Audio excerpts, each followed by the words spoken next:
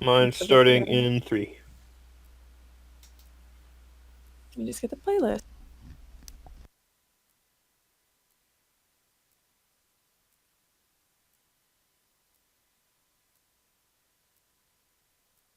Okay. And welcome back to another episode of Kult, Divinity Lost, with the campaign Trapped Within. Of course, I am your GM, Mutihi, and here with me this evening are the usual crew, with Rogue playing Daniel, Aki playing Emil, Tet playing Kane, and Ghost playing Terry.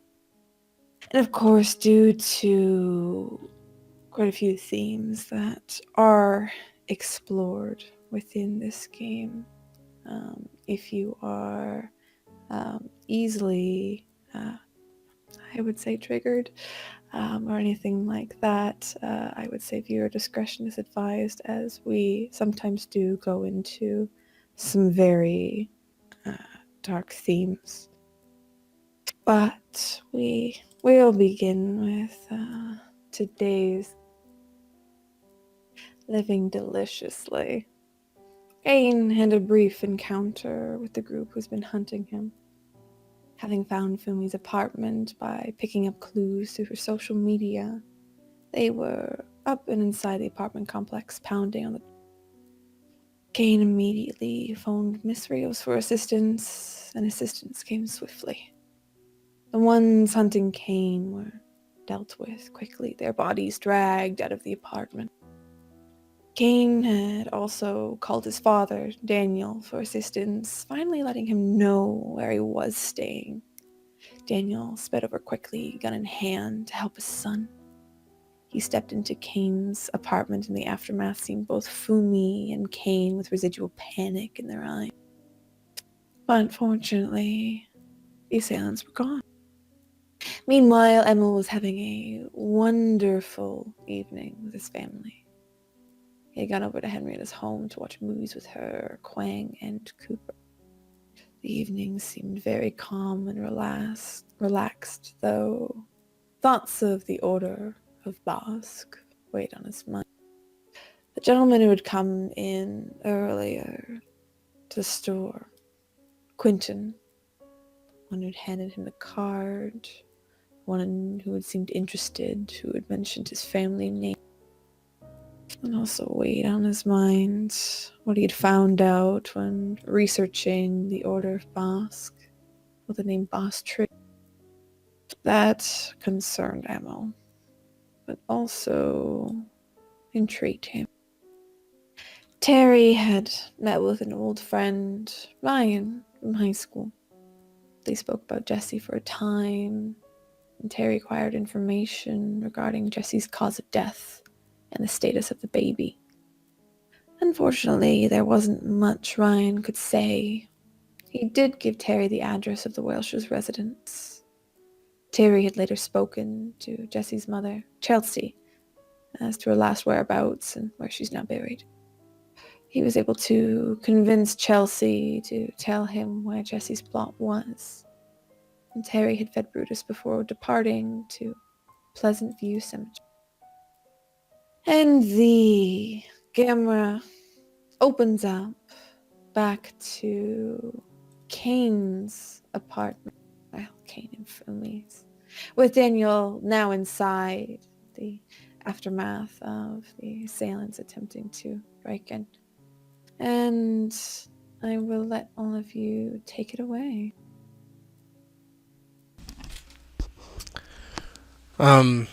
Kane is looking at Daniel. I'm trying to remember exactly where we left off. I know that he came over and they weren't there. Was there any conversations after that? There was no conversation. Okay. He just entered. Okay. He saw them taking them away, right? Just kind of for my own knowledge. So Kane, when you peeked at the door, you saw them kind of dragging them away down the stairs. You'd know that the people who had assisted you and also the people who were banging on your door are now gone. Yeah. Daniel, you had actually seen them leave with the bodies in tow. Yeah, Kane's like, yeah, a little late, man. Got it taken care of with your girlfriend. He looks around, and as he's putting his gun away, he, my girlfriend. Yeah, Miss Rios. I had to make a call. So, those were her goons. It's a nice place you got here. Yeah, Fumi picked it out. So, what have you been up to? He kind of gives Fumi a uncomfortable look. Just taking care of your sister and getting back to work on my book, you know. Well, I'm glad you're all right, you know. I don't want to impose or anything like that. Well, I got some mac and cheese, if you want that. And he looks around for a moment and smiles and yeah, that'd be good. Okay. Let me go through it in the microwave. He just gets his bowl from earlier, puts it in the microwave, and begins to heat it up. He doesn't bother making any more. And Daniel walks over to the counter and still looking around. It's his first time inside this place, but he's probably viewed it from outside a couple of times. And Yeah, Fumi looks to you. So, Mr. Whiting, how's Faith doing? she's doing good. I just I picked her up a dog, and I was on the way to taking her the dog when you called. You got a dog? Yeah, it's in the car. I probably can't stay too long, you know. So Oh, well, I mean, don't let me keep you. You can take this mac and cheese to go. he he thinks about it for just a moment and looks at both of them and nods. Yeah, I'll do that. I'll get out of your hair. You know, I don't want to stay too long, but well, it's good that she's got your back at least, I guess, huh? Yeah, gonna sign the contract anytime now. I would like to see Faith sometime, Dad. If you could maybe just text me your address, and I'll just let me know when I can come over and see her. Yeah, of course. I think I texted it to you already. Oh, yeah. Like 3 or 4 times, actually.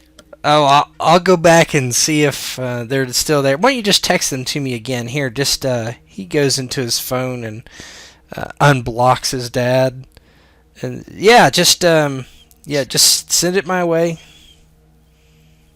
All right. And he looks over at the fridge and like looking around for any flyers. And when's your next show at? Depends. Soon. Did I have one scheduled, Matt? I don't remember. You don't have one scheduled here yet. The only thing that you've scheduled right now is just the signing of the contract. Yeah, we're gonna sign the contract, and I'm guessing Mrs. Rios or Miss Rios will get the marketing campaign going, and you can come just like everybody else. It's gonna be good. We've been working on some stuff and some new stuff, some old stuff, reworking some stuff. You know how it goes. Nods and kind of a grim look crosses his face, and he says, looks over at Fumi, and he's not really sure how much she knows, and he says, so you're gonna sign the contract, and I guess that's it, huh? Yeah. Is that a good idea, you think? Yeah. What choice do I have, man? I mean, I mean, I'm gonna read the contract. Don't get me wrong, but I mean, she's offering protection. She provided protection, and I think the opposite choice does not sound good, man. Yeah.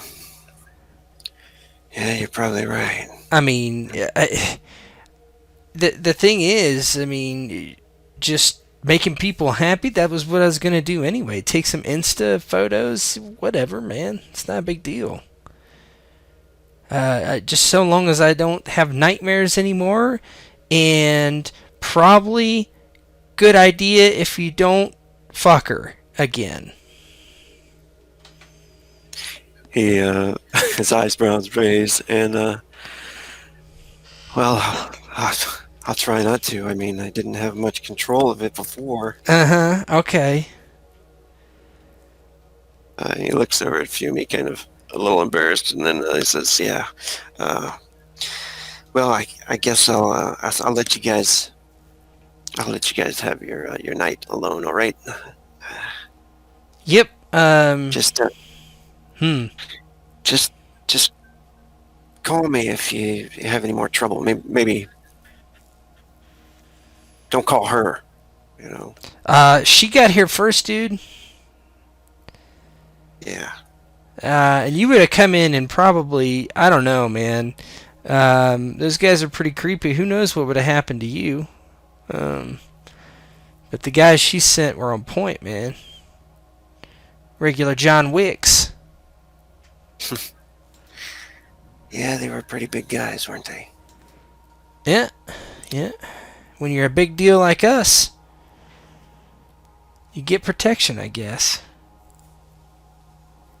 He looks kind of sad for a moment, and he nods and says, "All right, you kids have a good night then."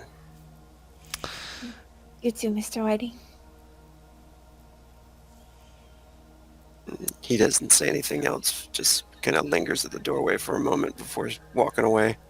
Yeah. Kane, there's a chime at the microwave, and he goes over, and at first he looks like he's going to go over and yell at his dad to eat. And he thinks about it for a second, and instead he just shuts the door. And as you depart, Daniel, heading back, unless Kane has anything else planned for the evening, their night will pass fine. Not specifically. Alright. Oh, the camera pans to Pleasant View Cemetery. Terry, you arrive. It's kind of the late afternoon, maybe a couple hours before closing time. You see the sun. It's started to begin to set. There are some birds that are chirping in the trees. Plants just floating in the breeze, and there's not a lot of people that are in the cemetery itself. You follow Chelsea's instructions, driving in the entrance, and right above it says on a placard, Pleasant View Cemetery. Drive through, and there's a small hill to your left-hand side as you pull in. Go down a little hill. You see very close, actually, to the entrance, there's a signpost that you see different signposts saying A1, A2. Eventually you get to one that says B4, which is around where the plot that Jessie now lies is.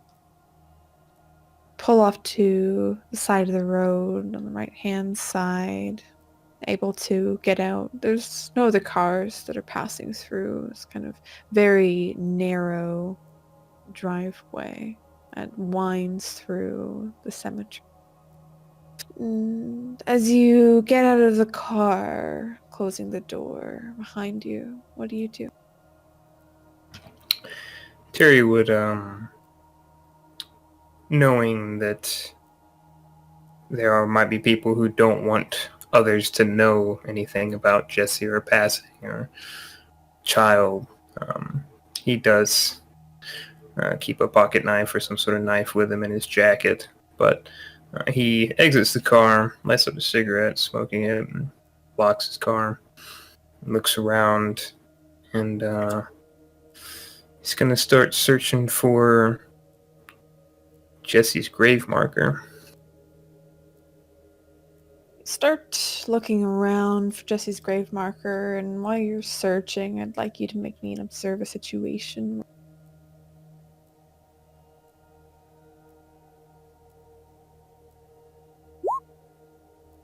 Cool.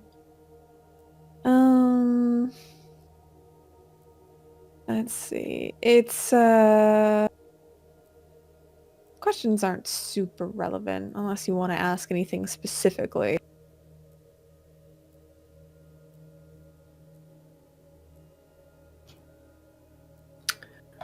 I guess what is being hidden from me, because Terry has a feeling that as deserted as this place is, he might not be alone here.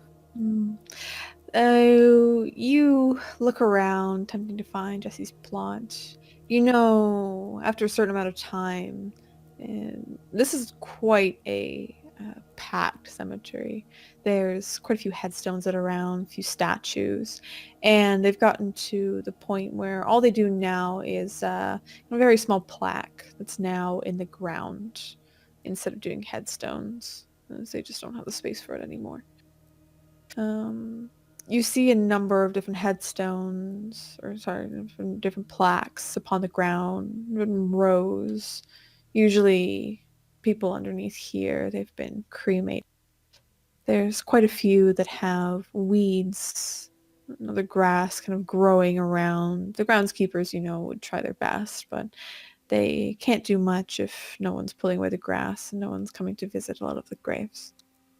As you look through, going between paths, looking down at the plaques, you spot what looks like a vase that's filled with daffodils.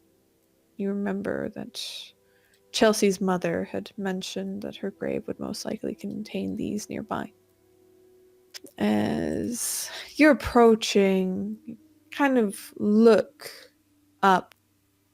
Slightly past that, you see a row of gravestones, headstones that are there, each with different names that sit there, like the Smith, the Johnsons, the Haidus, and just an assortment of different names. You see a gentleman who seems to be idly leaning against one of them. He's got a set of flowers in his hand, like lilies. He's standing in front of a grave, smoking a cigarette. See the smoke trailing up and out as he takes a deep inhale and finally exhales into the air. There's something that seems... something that kind of makes the hair stand a little bit on the back of your neck as you look towards him. Yeah, Terry will keep an eye on him. Otherwise, look over Jesse's grave. Maybe even go to one knee and just kind of think in his mind, hoping for his signs. Like, well, maybe some more clues, Jess. He's kind of trying to reach out, see if he can feel any kind of spirits or anything here. Wow. As you kind of lean down, asking for Jess to give you a sign, I'd like you to make me I would say an avoid harm check.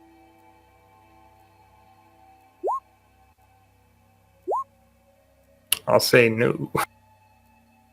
So before you know it, your face, it gets swiftly pulled down, cracking into the plaque that reads Jessie Walsh. You feel a warm liquid run down from your nose. You feel that it's broken. You've probably had it broken before in the past. It's not a feeling that you like or something that you have usually, but that familiar sting, that pain, you remember it well. And what you didn't notice or were too slow to see was looked like a hand come up from the top of the plaque and basically grab the back of your head and just shove it down. And as you pick your head back up, you see slowly emerging, it doesn't disturb the dirt, but you see Jessie pulling herself up from the ground. What do you do? Yeah, after getting my bell rung, he kind of, motherfucker, and he just kind of backs away on his hands, grabbing his face, and looks at Jessie as she's coming out of the ground and shooting between her and the man, knowing that she's quite dead, but apparently somewhat real. Pretty sure that the other guy couldn't see her if he looked, but he's trying to like look between the two of them and looks back to Jessie, a little bit pissed off. No, not pissed off. Just needed assistance to get out. She pulls herself out of the ground and takes a seat on top of the plaque and looks up to you. You finally made it to San Francisco. And he grabs his nose and kind of wipes some of the blood on his shirt sleeve and keeps smoking his cigarette. Yeah. Against all fucking odds. Well, have you gone to the apartment? Have you found... I'm assuming you haven't found them. No, I haven't gone yet. I stopped by here first, see if they did anything to you, your grave. Maybe exhume it to check. He kind of whispers that a little bit lower. And she cocks an eyebrow and looks around. You know, people that are here, they're cremated. It's not a body. You think I'm really buried here? Well, you did just pull yourself out of the ground. Terry. I follow you. It's more for the dramatic flair than anything.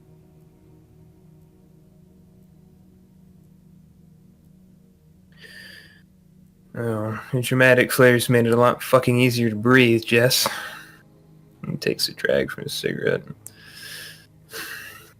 So you're not buried here, then? No. Never was.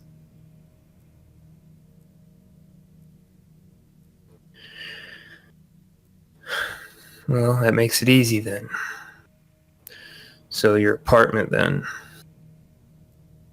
Jessie, she gives a bit of a shrug with her shoulders. Might be somewhere else. You know, people can be paid off. Things can be moved around. Money changes hands and things are forgotten, overwritten.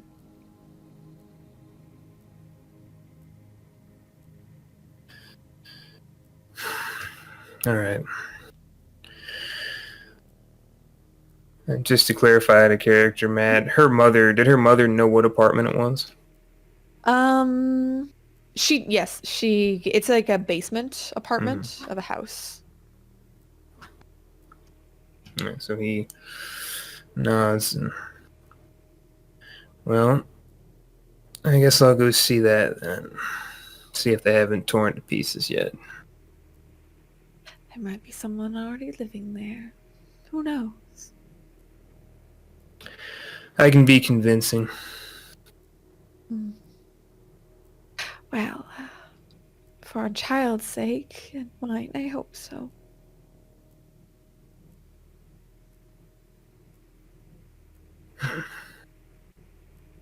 Unless you have any more fun tricks to pull on my face, I guess I'll be seeing you around then. And she sits up and she gets very close to your face. Well, you can always kiss me goodbye. For once. Wouldn't want to get blood on you. I don't mind.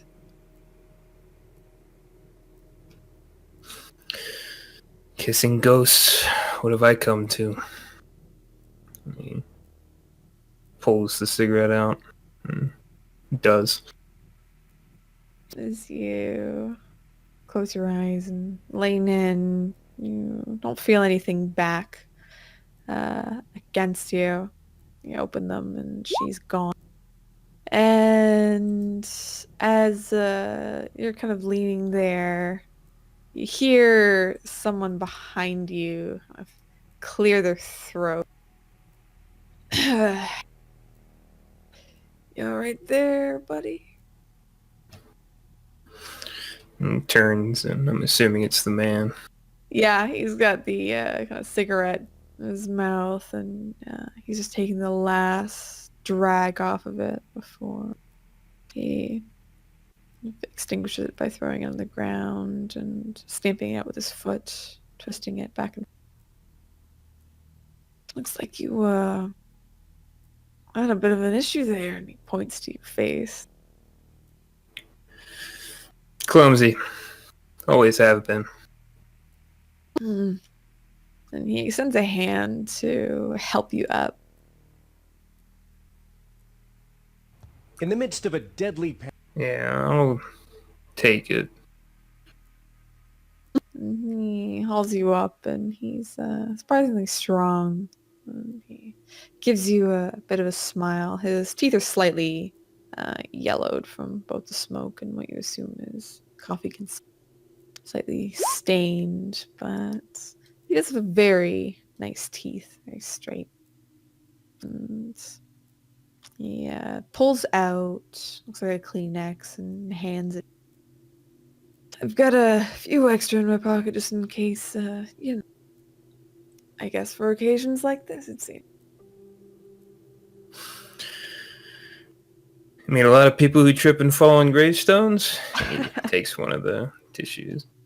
Nah, not as many as I'd like, you know? I'm Dylan. I apologize for interrupting you. Your morning. I just saw your bit of a fiasco with your face and want to make sure you're okay. I'm good, thanks. And I'm Terry. He reaches out to shake your hand. Yeah, he'll return it. Well, glad you're doing all right there. You see he gives you a look up and down. Yeah, well, I think I've had enough mourning for one day. Should probably get this checked anyway, so good to meet you, Bill. Hope you have a good rest of your evening. He puts the cigarette up to his mouth and starts to walk away. And he continues to stand there. He lights another cigarette of his own. And you walk off, going back to the small space on the side of the road where your car is parked. And as you're As you're standing by the car, I'd like you to make me let's see, observe the situation roll.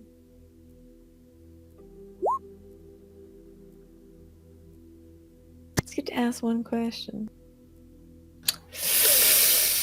What should I be on the lookout for? There's just something about Dylan. He seems very nice, very charming. Though it's a bit strange someone would just come up to you in a cemetery and have a very casual conversation, even if you injure yourself. And in such a strange way.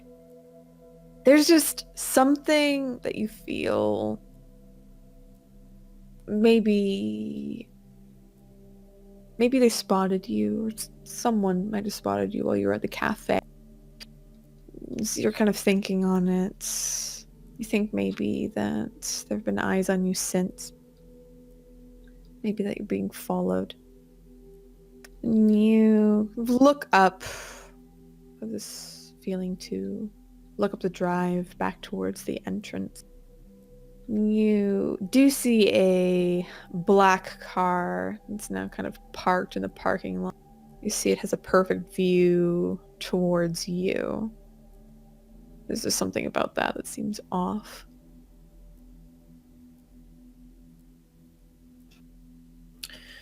Yeah, Terry will make note of Dylan, and then he will drive past the black car if he can slowly, unless it peels away. But he is gonna head to where he believes Jesse's apartment to have been. Alright. As the night starts to claim the skies, Terry, you drive on. There's also another exit to this place. Basically, there's an entire driveway that goes through the cemetery if you wanted to go that way instead. He would purposely drive past the car, I think, to let them know that he knows. So if that is what it is. So in order to basically go out of that entrance, you would have to turn around in this very narrow kind of driveway, like this drive area. It would maybe take a 3-point turn or so. But you would be able to kind of maneuver your way and get back out. Okay. So Yui, and you start to make your way out of the exit. And as you drive down the road, you look in your rearview mirror, and it's a few cars back, but you do spot that black car.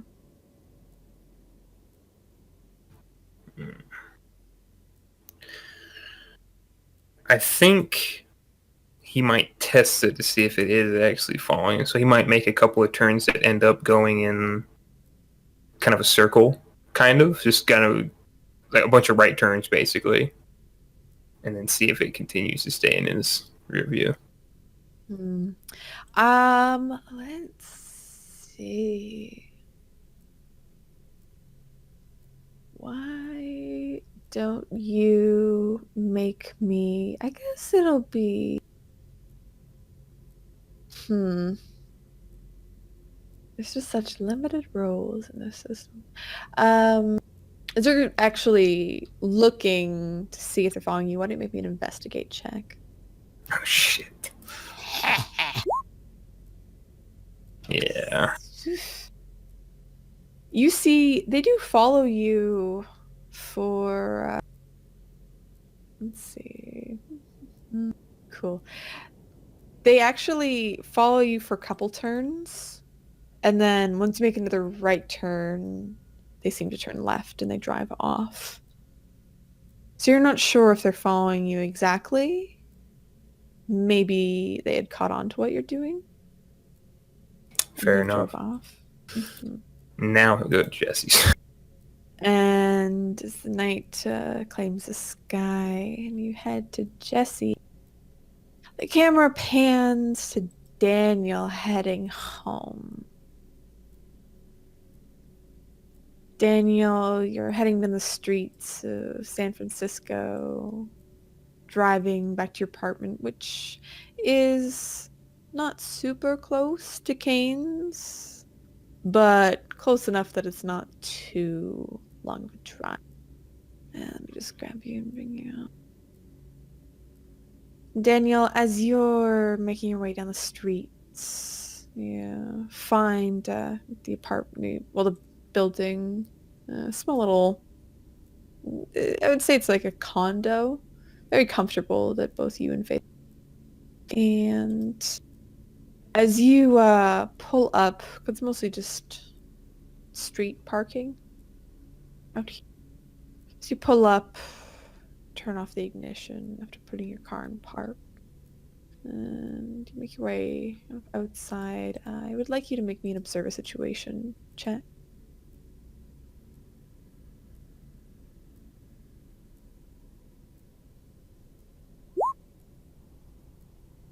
So you get to ask one question as you're looking outside. You do see there's a few people milling about. It's not uncommon in this area. It's not the best neighborhood, but it's okay. Maybe like, is there any danger awaiting? Maybe what seems strange about this? Or what currently poses the biggest threat? Yeah, that sounds good. Well, you see, there seems to be two gentlemen who are kind of standing off to the side. They have hoods on, and they're not very close to your condo, but maybe like a house away. And they seem to be smoking with their hoods.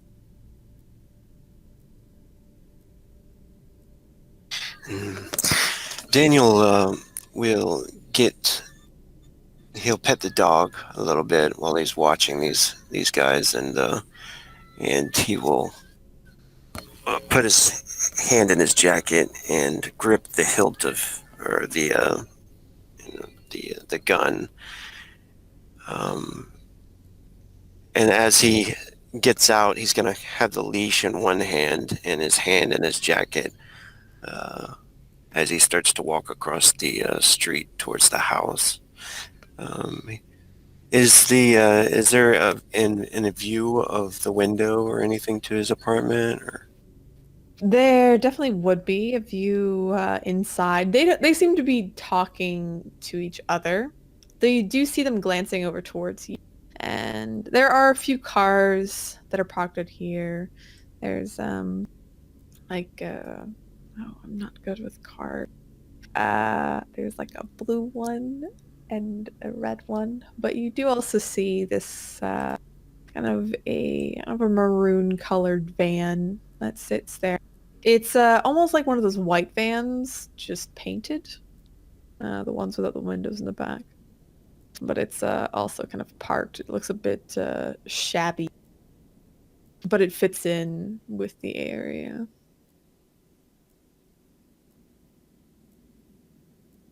Yeah, he's going to take note of this as he's walking towards the door. He's not going to start a scene yet. He's just going to be like, and pretend that he's paying more attention to the dog, and see if the dog wants to go to the bathroom outside by the stop sign for a minute in the grass. Kind of watch these guys. Mr. Biggz definitely is kind of running around. You see on the leash, he seems very excited with the little stumpy legs, and he makes his way over to a kind of a grassy part, and you see he starts going to the bathroom. And as he does, you see the two dudes, their cigarettes, they're finished, and they kind of toss them on the ground, and they start making their way over to you. Yeah. And he'll wait for them to approach too, and still having his jacket, or his hand in his jacket. He'll look up. Evening. And the one you see now, he's got a bit of a goatee, long black hair. He's very thin, very pale. And when he kind of opens his mouth, you see there's a couple teeth that are missing. He almost looks like he kind of has meth mouth. And as he looks to you, he's like, "Hey man, you got a couple bucks?" And Daniel pulls his gun out of his jacket and just holds it. Doesn't aim it at them both. And still kind of calmly looking at him. No, I don't have anything. Sorry. What the fuck are you two guys doing hanging out here? This is a bad place to be. One guy just kind of holds up his hands. The other one, he's got his hands in his hoodie. You see from the hood that he's wearing, he looks a little bit more well cut, a little more full faced. He doesn't look as kind of emaciated as the one next to him who's been talking to you.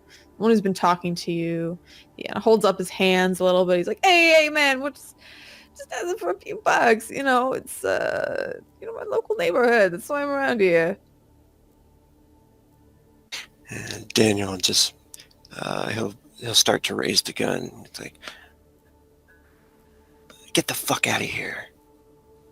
And as you raise the gun, the other gentleman who's had his hands in his pockets, he also whips out a gun and points at you. It's like, "Nah, I think you should put that away."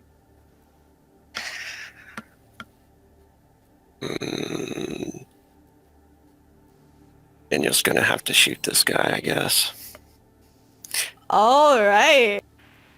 So as you're gonna shoot this guy, I would like you to make me an engaged in combat check. Holy shit, dude.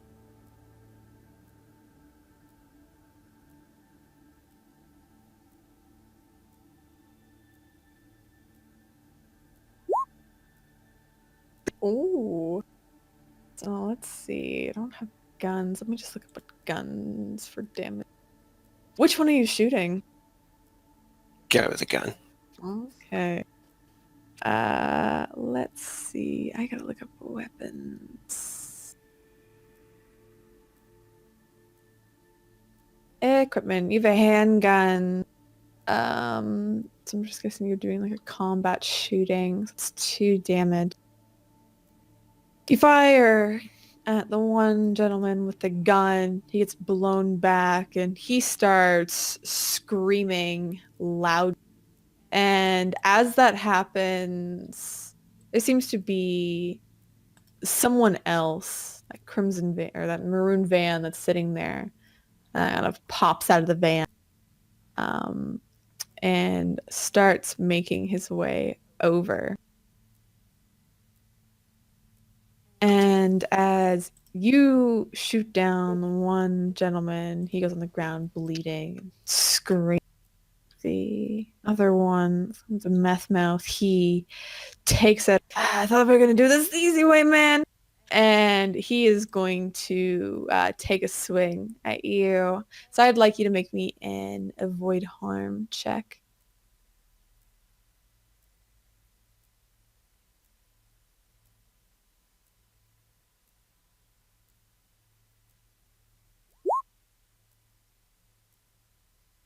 Oh. So you get hit in the side by this knife. And as you do, make me an endure injury, but I just have to double check. The player moves. For endure injury, so you'd be taking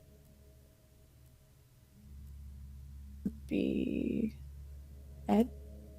Oh, I have Deadshot too. Ooh. I forget. What does Deadshot do? Does any harm you roll is +1 harm? Oh. Alright. I don't know if that does something, yeah. So the one that was on the ground that was screaming, his screams started to peter out. You see the blood just rushing from the wound that you'd made. He starts to go quiet, but I'd like you to make me an endure injury check with a -2. -1. -2. 2. As he's stabbing at you.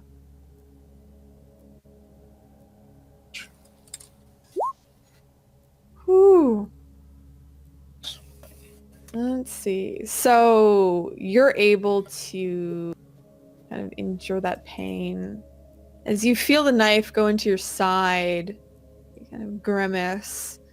It's entered you and he's twisted it, but the adrenaline in you is just pumping as you hear kind of the patter of feet against cement. The other one, who's from the van, seems to be coming your way. What do you do?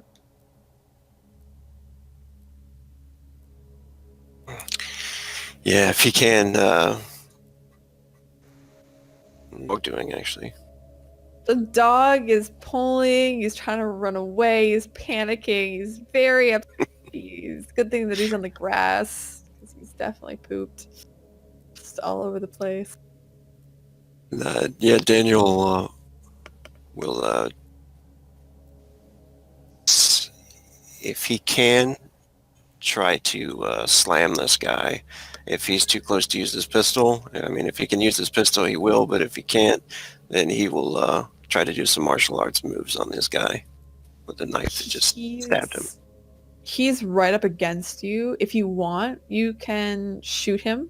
It would be a bit more difficult. It'd definitely be easier just to kind of use your martial moves on him. Yeah. All right. He'll try to martial arts. So yeah, use your martial arts expert. I guess that would be.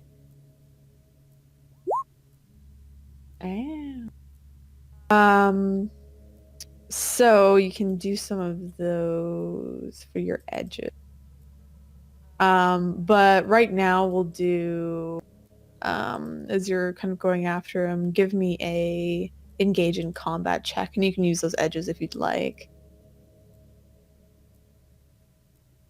Engage in combat. Okay. So, yeah, as you're able to hit him, and how are you striking him exactly? You just trying to knock him out, or? Yeah, just trying to grab him into a flip, maybe get that weapon away and slam him. If that's what the edge does, I could maybe disarm and then slam his face into the ground. Yeah, so you can use both your edges if you want to disarm and throw. If I take one of those complications or what it says here. Mm-hmm. Oh, I choose those. I would. Okay. So you. So Daniel. Go ahead.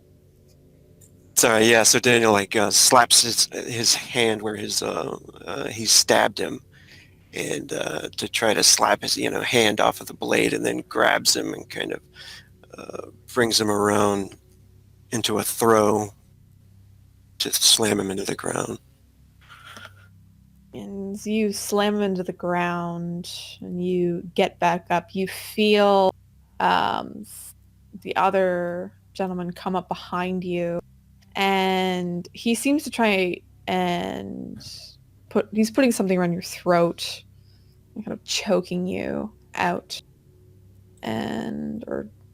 So he's got his hands on you, and he's got you kind of locked in. And as you can feel the air slipping away, the other gentleman, he starts to get back up. He looks down to the one on the ground who'd shot. You killed fucking Desmond, man! Shit. We're gonna deal with you real well. What do you do as you're being choked? This is a feeling that you've never felt before, but you definitely inflict.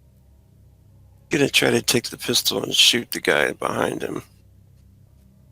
Alright, as you try and shoot him, you're gonna take a -1 to this, but roll me and engage in combat. Engaging combat. Mm-hmm. Actually, yeah, engage in combat.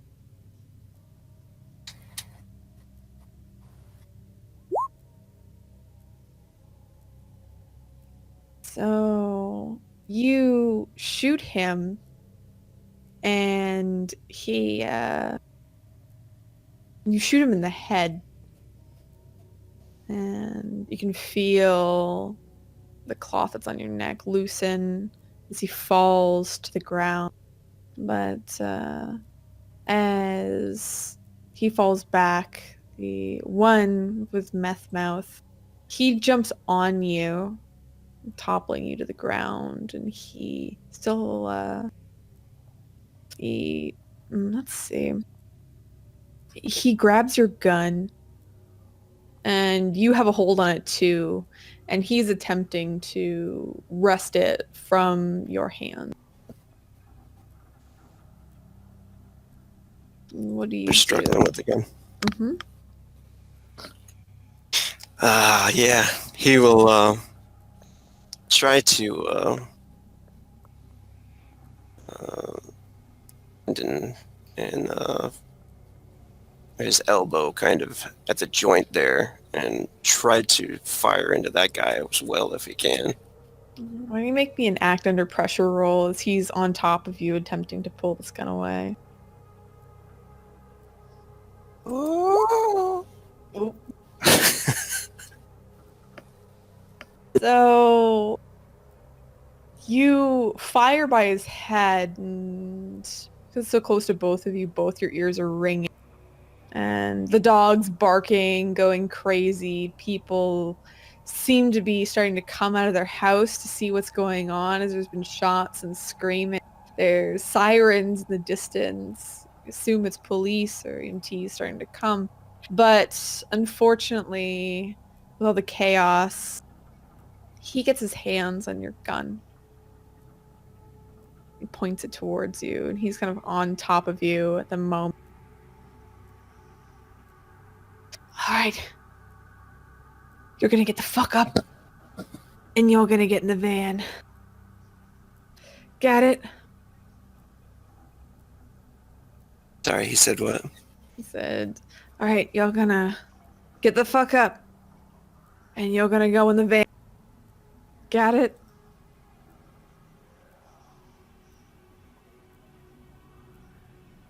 And Daniel looks around for a minute, and are the other two guys incapacitated, or? You don't know, but they're not moving. But you look back, and you see that the one that had been behind you, he's got a shot basically like through the skull. You know he's dead. Like, Daniel says, you want me to get in the van? Yeah, you're gonna get in the fucking van. Fuck. What about my dog? I don't give a shit about your dog. Well, you gotta get off me first. He quickly Cops are gonna be here any minute. And he quickly backs up and gets off of you, and he holds the gun on you from about 6 meters. All right, walk. Mr. Biggz is just barking like crazy. And you see, kind of take a quick glance up to where your home is, and you see Faith's face pop out of the window. You see her caretaker, the one that's babysitting, quickly grabs her, brings her away from the window.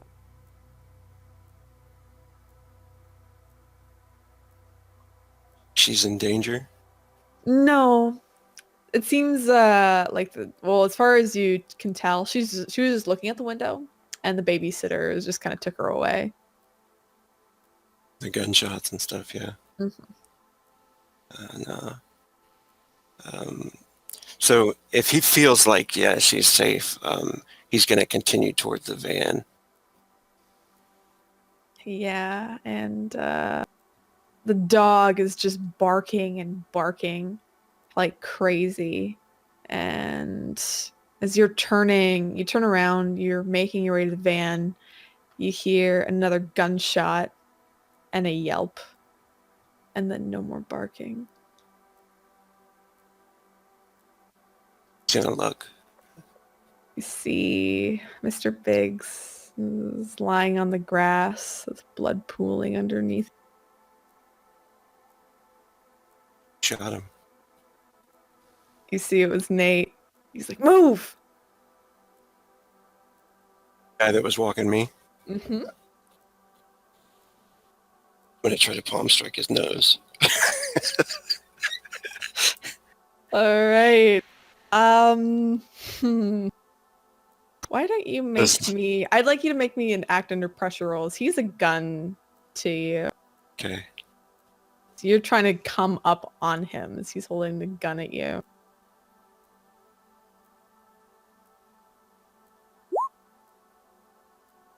Woo! All right. As you're kind of going for it, you are just trying to disarm him again. I wanted to like death blow this guy. All right. Well, that's going to require a engage in combat check. Okay. And do the martial arts thing, or Yeah. Actually, no, because you already did that, so it'd be just engage in combat. just engage in combat? Okay. Mm-hmm. See if you can pull it off.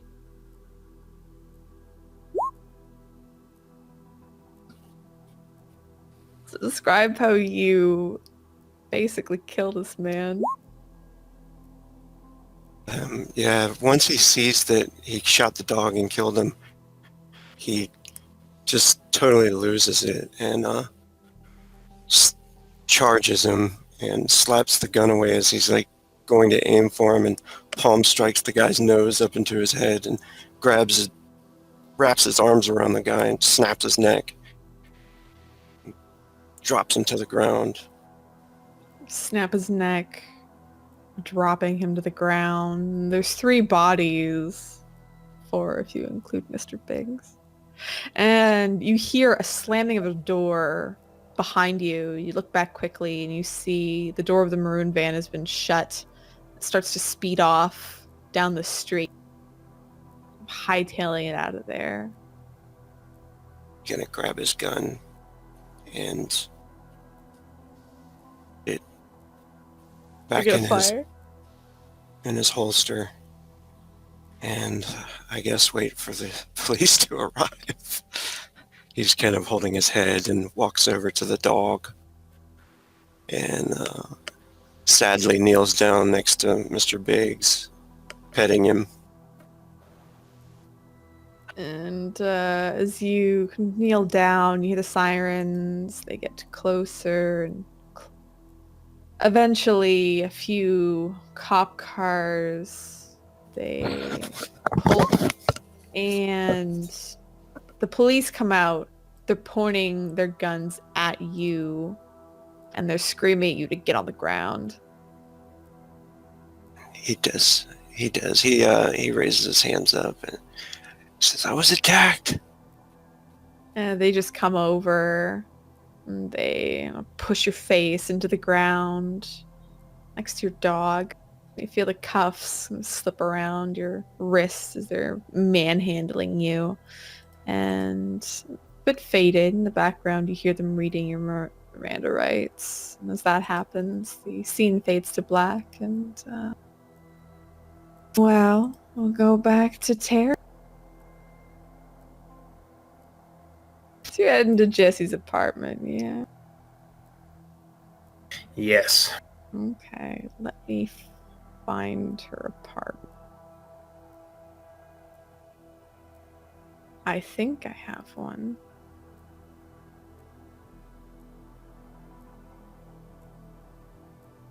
Let's see.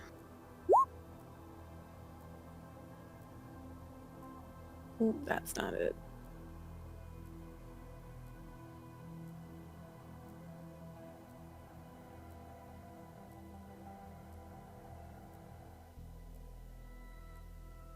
Do you... You head to the home, and I'm trying to find a good picture.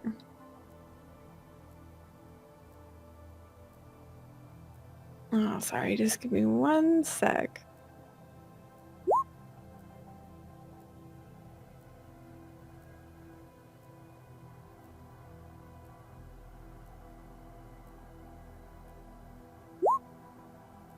I'm sorry. Actually, we should go to Emil. Yeah, do that. Oh, goodness. There's not a lot going on for Emil right now. But let's see, where the hell's Henrietta's place?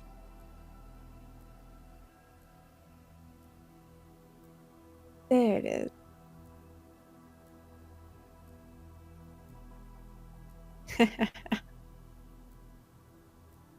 So, Emil, you're over at Henrietta's home. They've got most of their furniture in, very similar to the old place. And all of you are kind of, sitting on the couch, enjoying yourselves. What would you be watching right now? Oh, let me see. Well, Cooper's here, and he's with his parents, so probably something. Given how they are, probably something. Like somewhat educational. Probably a documentary of some kind, but something like lighthearted enough that they could all actually enjoy to some degree. So, cats. No. March to the Penguins or some shit. Yeah, you're watching March of the Penguins. So, Cooper seems to be not super engaged to this. He seems to be kind of playing on a tablet right now and whatnot. And Quang is actually fairly interested in this. He seems to be fully wholeheartedly. Emil's probably actually enjoying it as well. Given how he is. Henrietta comes in from the kitchen. She kind of brings snacks for everybody and hands them out. And she sits beside you. And as you have subtitles on, so it's easy for y'all to kind of talk and have a conversation while this goes on. She looks over. So, have you been doing after moving here? Doing alright. You know, pretty quiet, really. I mean, a bit refreshing. Change of pace. But the shop's coming up real good. Real good. That's good. Yeah, I already had a guy in just today, actually. Interested in some of the rarer stuff, you know, like the especially weird things, and it's cool. So I think it'll be busy. I'm glad. That's good to hear. Yeah. How about you guys? You guys settling in all right? And she kind of rubs the back of her neck. Well, Quang and I are still trying to find jobs right now. She's has her voice a bit lowered, so Cooper doesn't hear, but Cooper's fairly distracted. It's tough getting a job around here, and I kind of don't want to be doing the, bar service. I tried looking into a job here, and it's just there's some weird people here, Emil. Yeah? Like weird how? Like weird creepy, or like just like weird a bit nutters? I don't know. I was at this one bar, just doing bar back work, and like there's for a couple days, just to see, and there's this guy. He was in basically from he was there when I started my shift, and he was still there when I closing up for the night. I looked over to him occasionally, and I swear to God, he didn't move the entire time. Yeah, not until close. The only movement he really did was drinking, and then occasionally holding up his fingers for more. I guess there's got to be some guys like that, you know. Some kind of old guy, just, you know, nothing else to do, no family around, just goes to the bar and drinks. I don't know. He was just there every single night, all 3 nights that I was there, and Ugh. there's just something about him. He's always in the same position, always the same somber look on his face. Yeah, He's that's drinking with his left hand. Yeah. kind of creepy, actually. Yeah. I mean, if it were like a few nights out of the week, you know, I'd be like, yeah, okay, I get it, kinda. But the fact that the guy's like there all the time is kind of, yeah. Yeah, I was a bit creeped out, so I I did quit. But there's not really much else here. Well, don't worry, you'll find something. I mean, yeah, like I said, you know, I got your back, sis. I've got plenty of savings, you know, from the shop. You'd be surprised how much, you know, crazy people pay for like really rare stuff. Like I said, that guy in earlier was looking for like all kinds of occult things, and Barry got him some weird books a while back, and I think he might pay pretty good for those. I don't really want to bother you for money, you know? No, you're my sister. What do you expect, man? It's okay. If you Yeah. need me, I'm there, right? I mean, of course, don't just, you know, freeload or nothing, but I know you'd never do that, you know? And even if you did, I'd still, you know, still give you a bunch of money and stuff. To be honest. I mean, don't worry, is what I'm saying, you know? Take your time. You If you feel creeped see, out, then, you know, just do what you gotta do. you see the discomfort on Henria's face as you say that. Uh, you know, I'd rather, I guess, supply for myself, you know? I trust you'll find something good. Don't worry. Mm, You're skilled, talented, you know? But you gotta have a bit of patience. I've got way too much of it myself. Maybe I can lend you some. well, maybe. She smiles and kind of sits back in her seat. And as she does so, it's probably another few minutes, maybe 10, maybe 20. You kind of get lost in the show. Then, as it's nearing the end, you start to feel that pain in your hand again. You hear those whispers coming from your mind. You feel the vision. It's not fully fading, but starts to irritate you. He kind Hear of this thinks whisper. back to what the being said before and all the implications of needing more than just, you know, just a rat from a pet store. He kind of turns and stretches a bit, you know, trying to be calm and collected. Oh, I know he's just about over, but I gotta get going. And he kind of puts his hand down into his pocket, pull out his phone. I think I just got a buzz. And he pops it open and feigns like looking through stuff before switching it back off. It's getting late anyway. I should go home and get some sleep. I want to get the shop open nice and early tomorrow, like usual. Oh, yeah, of course. Thanks for coming over. Have a good night, Emil. Yeah, thanks for having me. I love you guys. All right. And he makes his way out before, you know, heading over, gives Cooper a small hug, notably leaving the right hand away as the pain begins to kind of sear into it before he kind of quickly makes his way out and heads towards. He still doesn't have a car, so he's probably been taking taxi or Uber or something, but he kind of walks for a ways down the presumably by now fairly dark streets, kind of internalizing, kind of listening for the whispers and the voices and everything. Yeah, you make your way outside. You're hearing the whispers start to increase, and as you're making your way kind of down the pathway and everything, you hear that familiar voice. Hi, Emilius. I feel like you've forgotten about me. No. No, I don't forget much of anything, man. It's just enjoying it while I can, okay? Well, I think there are many other things you could enjoy, Emilius.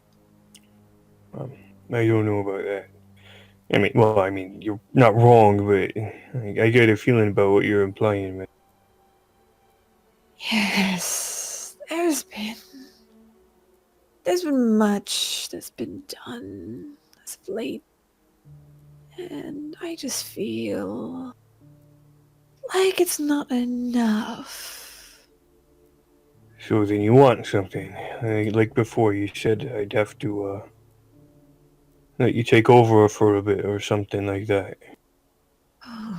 And, and he kind of thinks back to the rat and the implications of something far more. Well, if you'd like me to, I was going to ask you to do something for me, but if you'd No, like I me mean, to take if over. if you just want to ask me a favor, then what exactly is it? I guess. There's a page in your book. There's a ritual, but it requires a certain large sacrifice. Did you get me a large sacrifice, Emilius? Large, like how large are you talking? Or do you just mean people? Because I People. mean, no. Yeah, and Emil's face kind of drops a bit as he realizes that the inevitable has finally come. Does it need to be someone in particular, or do I get to? Do you not care? I don't care for now, no. Just remember our deal, man. No one I care about. No one you care about, no.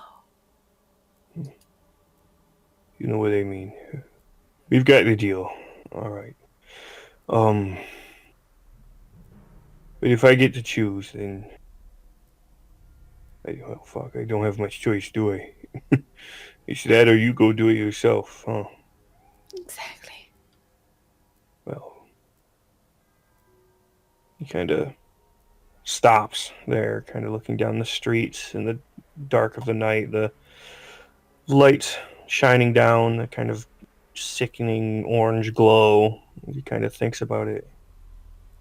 Well, as much as I kind of not want to see that kind of thing, I feel like, oh man, I've got to do it with my own two hands, huh?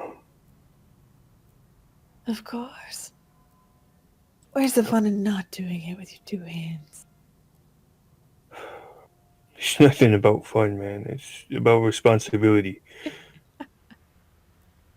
Well, you should This is my fault. know.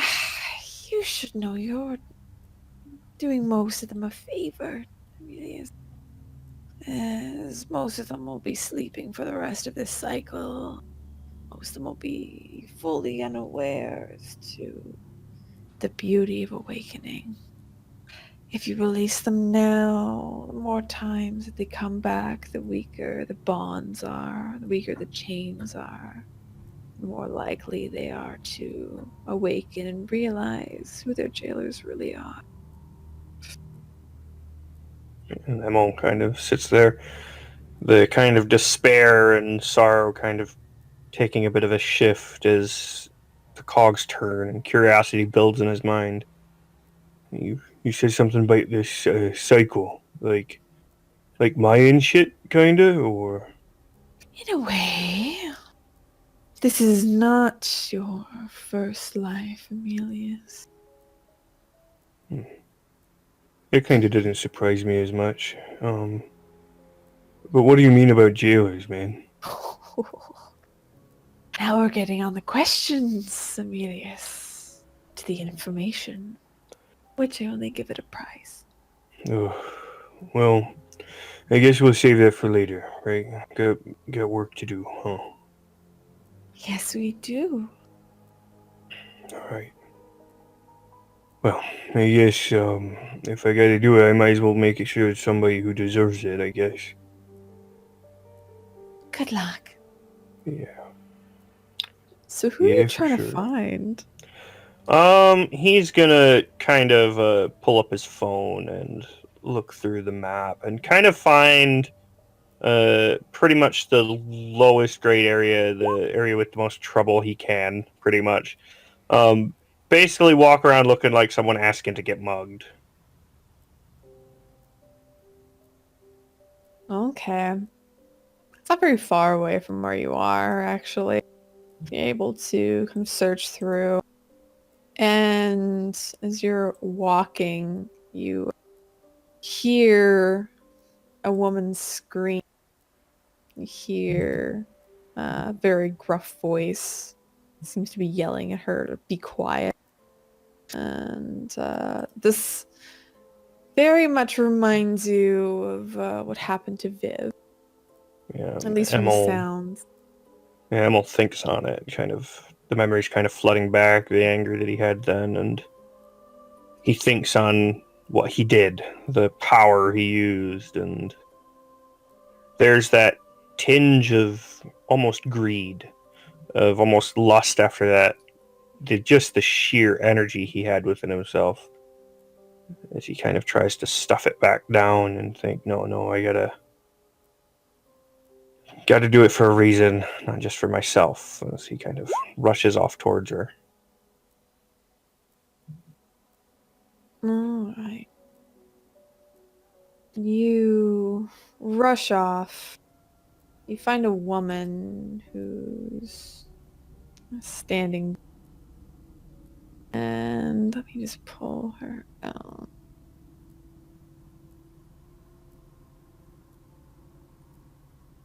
And there's a gentleman. It seems like an older gentleman. And she's screaming and kind of wailing, calling for help. And he just is, she's kind of against a wall, holding her purse, kind of clutching it to her, and just screaming loudly. And he doesn't seem to have anything in his hands, but he's just very close to her. And he's just like, shut up! Just shut up! Yeah, Emil kind of. Yeah, he pretty much heads over. Hey, man, what do you think you're doing? He kind of tries to put on a brave face and charge over. He looks over. You see, there's a bit of. Actually, make me an observe a situation check. Okay. Observation. Ooh. So I asked 2 questions there.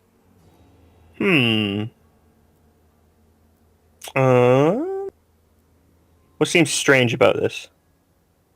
So there's a confusion in his eye. Kind of like he doesn't know where he is. Almost. Like, if you've kind of seen maybe Alzheimer's patients or anything like that, there's just this confusion on his face. And you look to her, and though she's panicking and freaking out, it looks like it's a little bit put on almost. Yeah. Okay, then, yeah, he's kind of looking towards her and notices that the way it kind of stands out how she's very much overdoing it, almost, it seems, as he kind of heads over and, I guess I'll ask, what is my best way through this? He's kind of trying to assess the situation, look for a way to kind of break up whatever's going on without causing too much trouble. Let's see. She seems like she's going to run at any point when she can. Whereas there's this, not an aggressive body language that he has. I don't know if maybe talking it out with him, maybe getting her to stay would be the best way through it. but she looks like Yeah. she's gonna run at any moment. Yeah, he kind of approaches and kind of has both hands up towards them, kind of just, both of you calm down. What's going on? Just And don't worry. I'm here now. she kind of backs away a bit from him. He's trying to steal my purse! And he's like, it's not her purse, it was my wife's. Yeah, and he kind of just approaches slow. Hey man, it's okay. Kind of realizing the situation. And he looks to her and he's like, I don't think he means to be, robbing you or nothing, judging from the way he's acting. If you get my drift. I don't know, he's got a crazy look in his eyes. Don't worry, you're safe. I got you. He kind of heads over to the man and, hey man, do you know where you are? He looks around a bit. I'm near my home, I think. Yeah, and what's your home like? Kind of pauses for a moment. It's a very nice Victorian house. Very pretty, 3 stories, very nice. It's a bit of a pastel on the outside. Yeah, and as the guy talks, he kind of keeps the guy going, keeps purposefully like bringing up memories, asking him, those kind of simple questions that'll kind of keep him rooting through memories as he kind of ushers the lady, like, go on, I got this. And he nods, and she quickly scurries off into the night, taking the purse with her. And he looks to you very confused. Oh, he looks back. Where did she go? Oh, don't worry. It was another lady. It was just a similar person, like the same make, But she has my wife's purse. Oh, don't worry, I man. need it. And then why do you need it? Because it belonged to my wife before she passed. I carry it with me always. Oh man, yeah, that's not good. Well, let's see where your home is, okay? Let's get you back. Okay. So, where were you staying? And he kind of like points him down the streets to kind of get an idea of where he is. And he just starts walking. Doesn't say anything else. But he just starts walking. Yeah, and Emil kind of follows. He's pretty much at this point like following through and like trying to help the guy get back to like some place of order with anyone who could actually properly help him. You can bring him to a hospital. Yeah, he'd pretty much something along those lines. Nearest police station, hospital, or whatever would be nearby that they'd be actually able to actually like do something proper. And you bring him to a hospital, and they as you head inside, the woman who's sitting there, she's like, Mr. Atkinson, what are you here for again? He says, oh, Shirley, I haven't seen you in so long. She's like, my name's Miss Bennett, but okay. Hey, ma'am. Sorry, he was having some problems. I gotta ask you though, does he normally carry a purse with him? She looks to you. Yeah, Owen usually brings around kind of this big purple satchel purse. And does that match the description of the? Yeah. All right. Yeah. I think he might have dropped it back a ways. I can go grab it if you want to look after him. Yeah, he comes in from time to time. We'll get him back to the homeless shelter. It's fine. But thanks. Yeah. Of course. Thanks for looking after him. I'll go see if I can get that purse, and then we'll head off. And he's heading back to that area, kind of looking for where the lady went, in particular, trying to track down the way she went and everything. Why don't you make me an investigate roll? Alrighty. Oh, and before I forget, I need to do my my other roll for. Yeah, do that. Where is it? I think there's a thing. Bound, there it is. Yeah. There, so that's out of the way too. So Ooh, bound, very nice. cool, and investigate 10. So you can ask one of these questions as it comes to as a cost. Alrighty. Yeah. So how can I find out more? Basically, he's looking to track her down, looking to find any kind of lead on her. And he is keeping an eye out to see if there is, like, genuinely another person that looks like that laying around or some shit. So you see, it had recently, lucky for you, it had kind of recently rained. And you're able to see, because of the back alleys and everything, there's a little bit of, there's like a little patch of mud that she might have stepped. You're able to see kind of footprints that lead away, but she was in a fairly big hurry to leave. Yeah, like she was running away with something. Yeah. Mhm. Yeah, he's gonna follow the tracks. You follow the tracks, and as you follow them, you unfortunately, it kind of leads to the street. You assume she might have gotten to a car and left. Yeah, with the trail kind of dead. He's thinking about it. He feels bad because he, like, helped the guy out, but was worried that that might be the case anyway. He just wanted to not risk it getting physical or anything, given the situation was much lighter than what he was looking for. But now he feels a bit of guilt, and I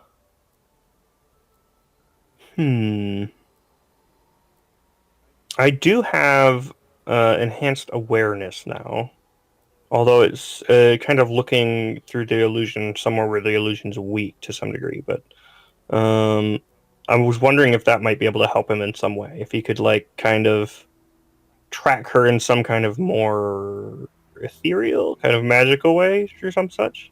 Why don't you make me a Soothe the Illusion check?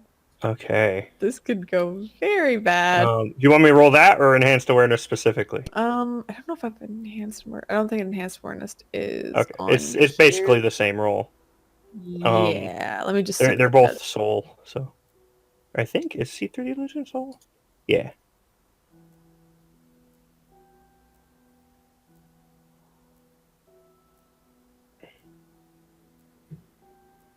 Yeah, it's the very last one in my notes on my sheet. Focus your senses at a location where the illusion is weak. Roll plus soul. On a success, you have visions about the place and may be able to speak to entities tied to it.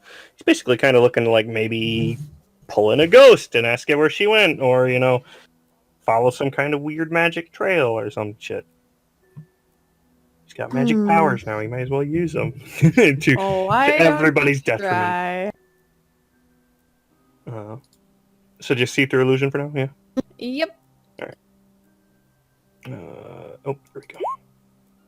Ooh, a bad one. Oh. So, and in this case, if it would it be the normal see-through or enhanced awareness? I take it. You see what that does, right? I see. The illusion tears. The veil is lifted, temporarily revealing an altar. Oh. Yeah. Okay. It's a big boy move, and he probably shouldn't have used it, but he doesn't really get his powers yet, so he's, like, testing them out terribly. Give me a moment, because I have the perfect place. Oh no. Just so everybody else knows what's going on. So on a 9- for enhanced awareness, the illusion tears. The veil is lifted temporarily, revealing an alternate dimension. The GM determines which one. The PC could be sucked into it, or something may cross over into our reality. So, definitely. Thanks. You're welcome. I love Emil's skill set. All right. So, Emilius, as you try and do this to reach out, you kind of feel this pull. You're like, oh, I should take this next left down this area. As you do, as you're taking steps, you take a few steps into this place, into the Suddenly your foot just becomes absolutely drenched. And you look down, and it's kind of this swamp, almost. It's kind of engulfing your shoe. And you look up and you start to see, it looks like tree roots that are pulling moisture away from this blackish swamp that's now under your feet. And all of a sudden, you don't hear the sound of cars anymore.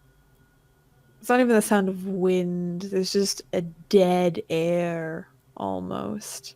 As you look up, you're in this completely different place. Oh shit, You man. don't know exactly where you are. Yeah, Emil kind of looks around. Oh no. You know what? Because I feel like I'm an abusive person to my characters, and I feel like he needs to roll obsession. Sure. Because this is very interesting. Roll me obsession. All right. Oh yeah. 7. He is like, Ooh. where is this? As you're starting to walk, as you become more and more interested, you're finding just your shoes. It's hard to move. So you're kind of going through this. It's almost a slog.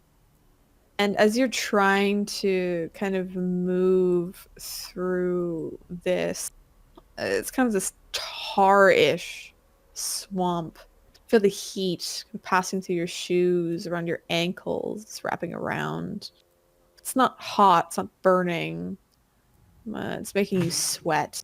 Everything is starting to make you sweat. You feel your t-shirt's starting to dampen as you're heating up. You hear the sound of, almost sounds like chains rattling.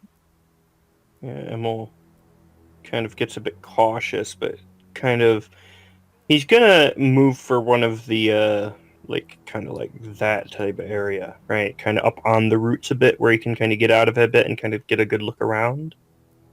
Make me an act under pressure roll. Alrighty.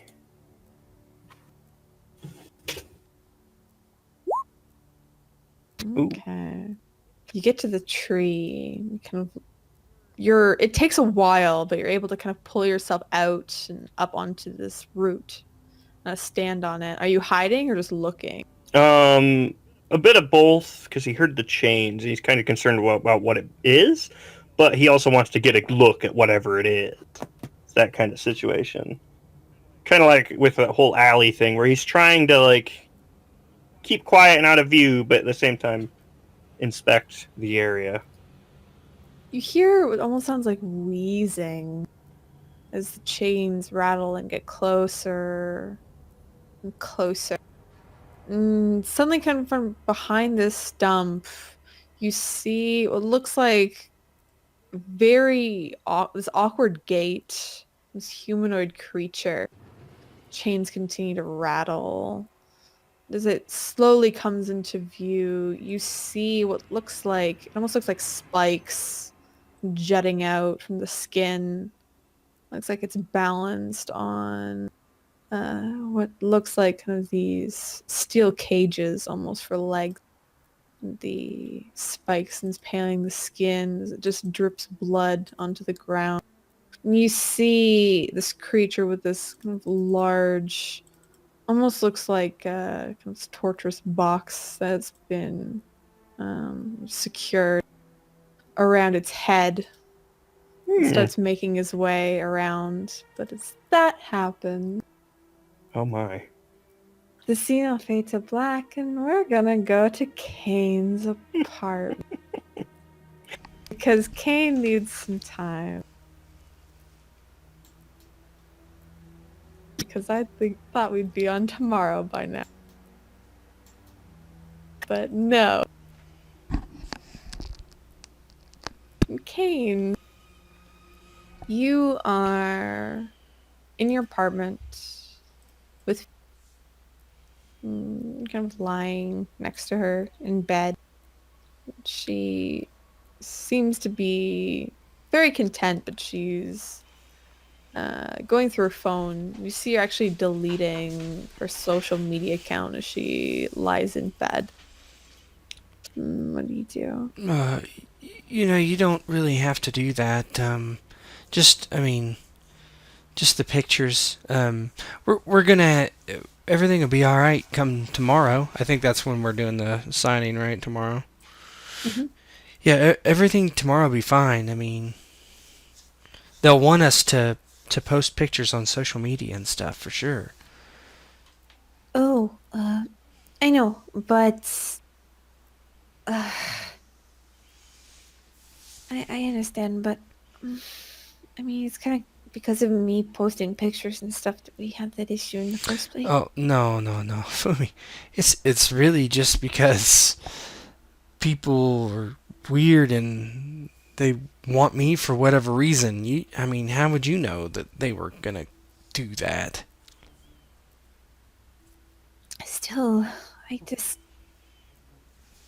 I don't want, I don't want it because of me that, I'm being hunted or anything like that. I just feel really guilty. Oh, no, you don't need to. You don't need to. I get it, right? But it's not a big deal. Don't worry about it. This will all get a lot better soon, I promise.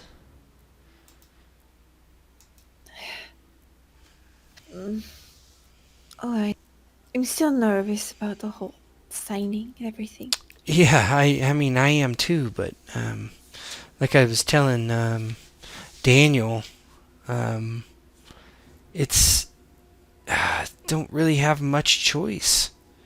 And the deal she told me I was making is not that bad. I mean, she just wants us to influence people, hopefully we do that through our music and,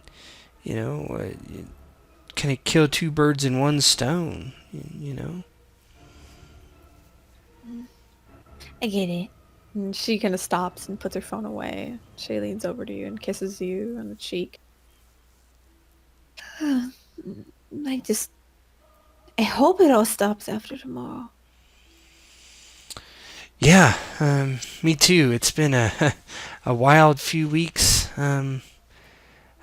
I think, I was kind of hot there at the beginning, and just think that Dad and those other two bozos really kind of screwed things up. I don't know.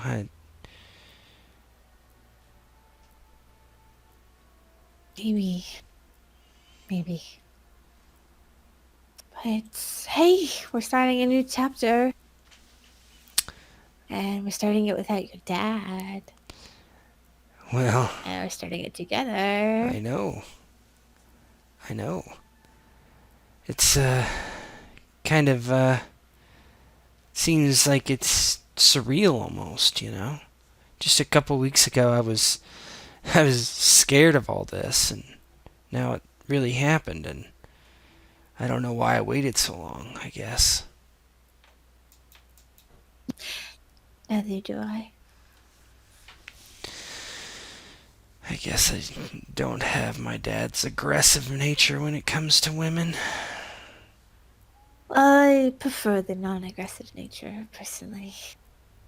He smiles. What, you don't? You want to get choked to death?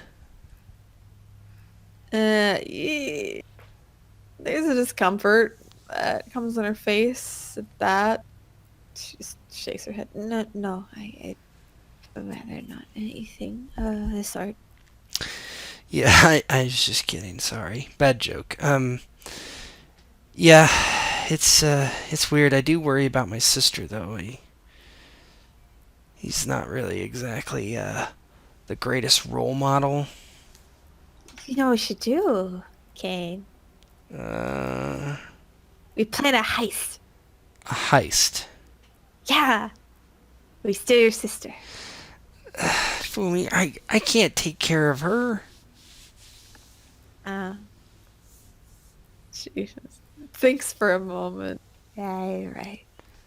I don't know how to take care of a kid. Yeah, I mean, I can barely take I care of don't like it. myself. I know. You better know how to wash dishes. It's really annoying. Well, we have a dishwasher. You know what my parents used to always say to me is that we didn't have a dishwasher in the house, and they used to say that I'm the dishwasher. So I'm gonna say it to you. You're the dishwasher. That is not in my contract. Maybe I'll put an addendum in the contract tomorrow that we get a professional dishwasher. I was gonna say, do we have a contract together? Well, yeah, of course. What? Well, I mean, what do you mean? Fumi laughs a little bit. I mean, between me and you, I was making a joke, but it didn't say. Oh, what kind of contract? Like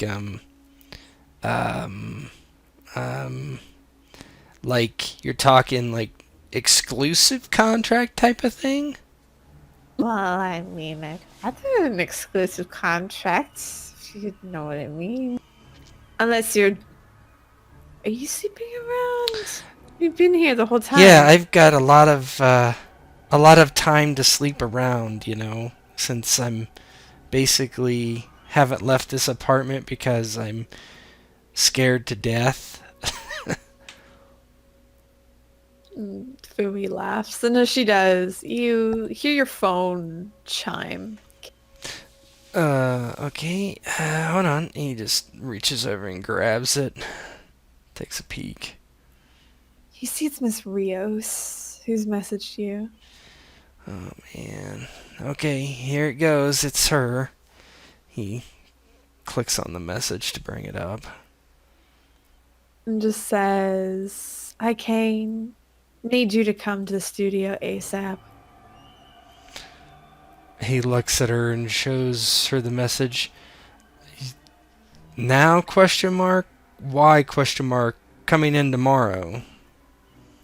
You see it takes a moment, but she writes, "Have unexpected appointment tomorrow. Need to sign this now." She wants to sign it. Do you, he's talking to, hold on. Do you want me to call Ed? Fumi and I can be there within a half an hour. And all she types is "just you." Scratches the back of his neck.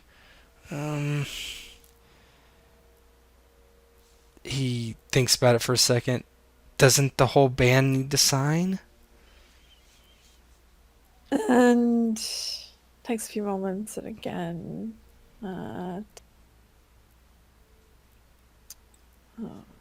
says, "Miss Zong will sign up the other two. I need you personally." He kind of gulps and just types "no spiders?" question mark.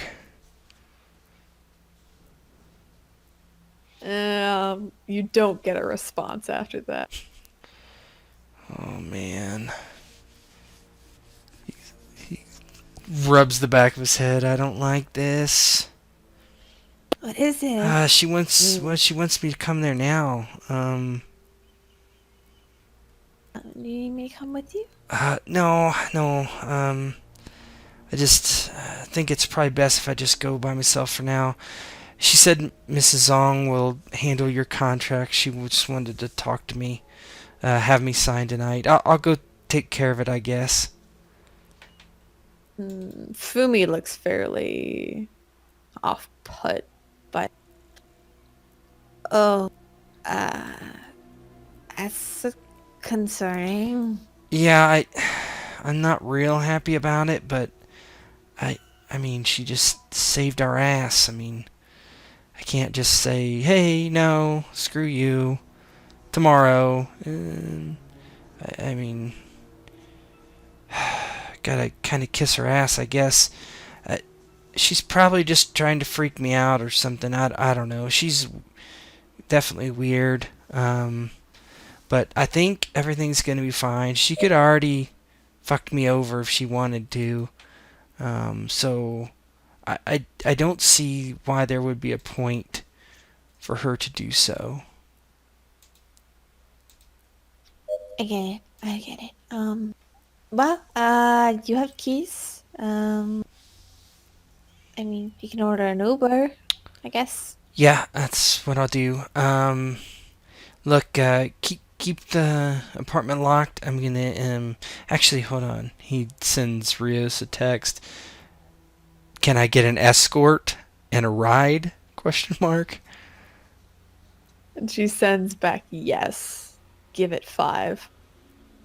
Okay. ...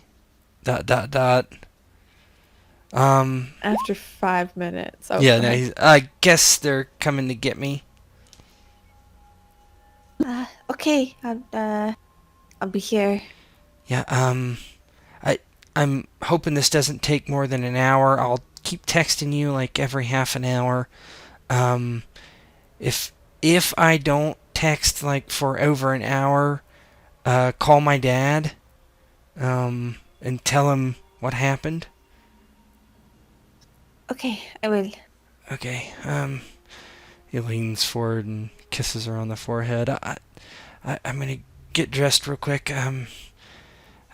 I think it'll be okay. Alright. Good luck. Yeah, just keep the doors locked. If something happens here, call my dad too. He'll come to help you. Okay. Just don't let him get too close to you. You know. Yeah, I won't. Yeah. Oh, okay. And he'll wait for the ride to show up. And you're just dressed when it finally shows. And it's a pretty nice car. It's a Lincoln. And you see as you head inside, it's the same gentleman who had escorted out those bodies from before. Yeah, his name is John, I think. Yeah, it's John. And John, he does not talk much on the way. But Yeah, Kane would be nervous talking the entire time. most of it is he used to say to most of Yeah. your things, even if it doesn't require anything like that. And he eventually drives you over to this AAA Records is what I called it. I need to write this down. You eventually arrive to the record studio, are escorted inside without much hassle. As you head inside, it's a fairly nice recording studio. You see, of course, the guitars that are on the wall. Very doesn't look like much of a couch, but it looks very comfortable. You see all the equipment, the computers, the adjusters, and everything.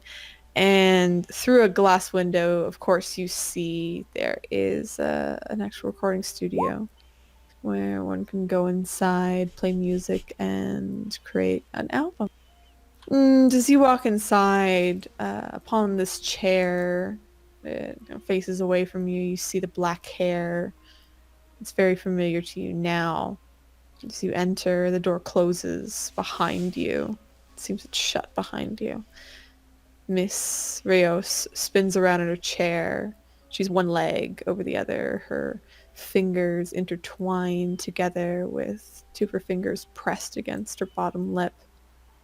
And she points towards you as you enter, and a smile creeps across her. Ah, Kane. I'm glad you could make it. Yeah, well, I'm just here to sign the contract, and I want to get a good night's sleep tonight, so I can sign it for you. Maybe read it over first.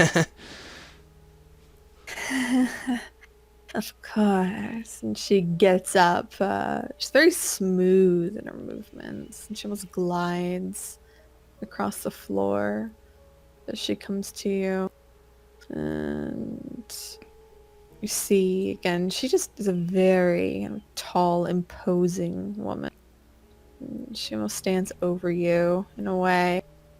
And she locks eyes directly with you the entire time as she's approaching you, not breaking eye contact. No, he breaks eye contact many times. So she's just basically glaring into you as she approaches, and as she gets to you, she takes your hand and she leads you over to the couch and has you take a seat.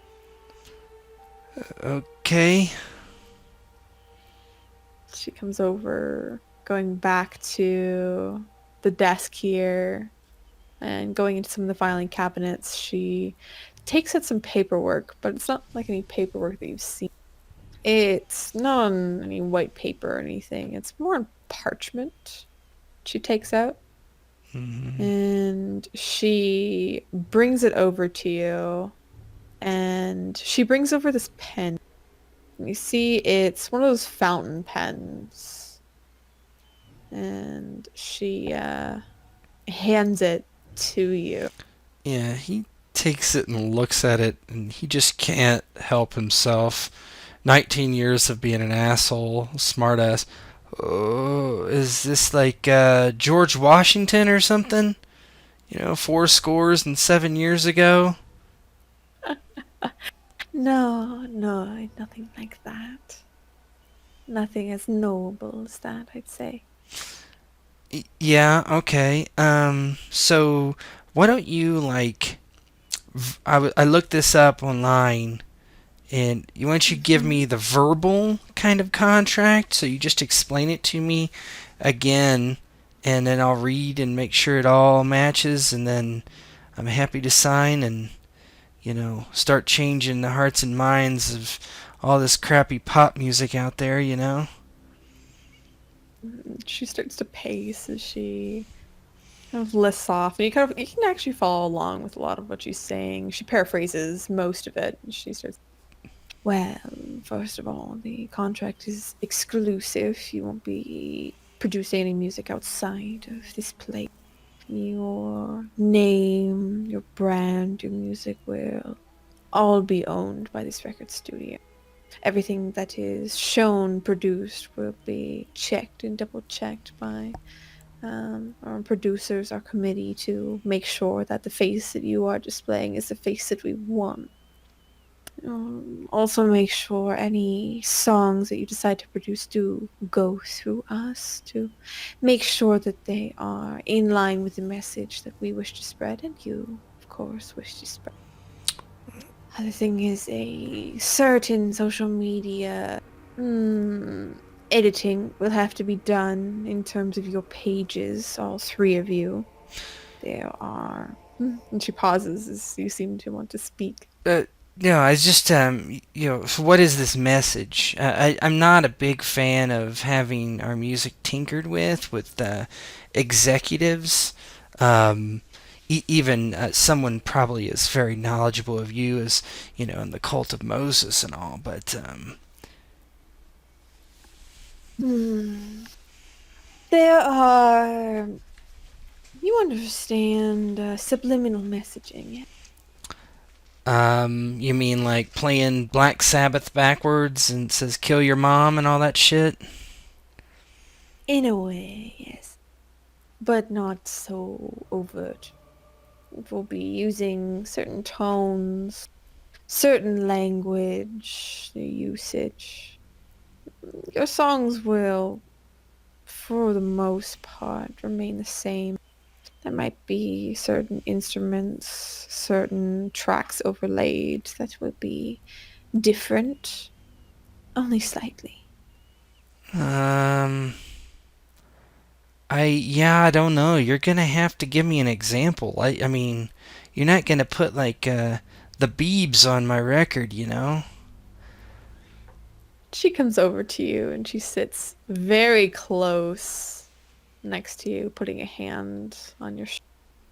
Oh, Kane. No, you won't be overlaying Justin Bieber over. It will just be certain. A lot of the instruments used are more synth. There's certain tones that will be used. There'll be no other musics No other artists that will be overlaid. But there's a certain amount of control that can be used through music, Kane. Yeah, I think I know what you're talking about. Well, I mean, can you get an engineer in here and maybe a producer, and we'll talk about what that would sound like? I mean, It won't change much, Kane. Your songs will be barely edited. You'll barely notice. I, I don't think we need to get an engineer in here. She puts a finger underneath your chin. yeah, I'm just not the touchy-feely sort, especially since, well, you're a spider, number one, and two, you turned into my girlfriend and fucked my dad. You're right. I did. Anyway, thanks. Well, okay, fine. Can we maybe just put a little thing in there? If I don't like it, then maybe we put it on a track that I don't like as much or something. I mean, It'll be on every track. oh, Kane. every track? I mean, what is it? Just like I don't understand. I understand what you're getting at. You're like brainwashing people or something. Look, I'm Yes. fine with that. Not a problem, really. As long as me, Fumi, and Faith, and I guess my dad, and the other guys are safe from, I don't know, whatever that other fucking weirdo people are, and you. I can do that. Not a big deal. I'm not some sort of, hero or anything, but I can't be having all this. I don't know what kind of tones you're talking. Like, I mean, I don't know. It's just, I mean, It won't be noticed by the general public. You might notice it since you're more keen, Kane. well, yeah. But those who listen to your music, they won't notice any difference. I mean, I guess. Okay. So. All right. So what am I getting from this? So what kind of cuts am I getting from the money? The band in total? What kind of assurances am I getting for protection? All that kind of stuff.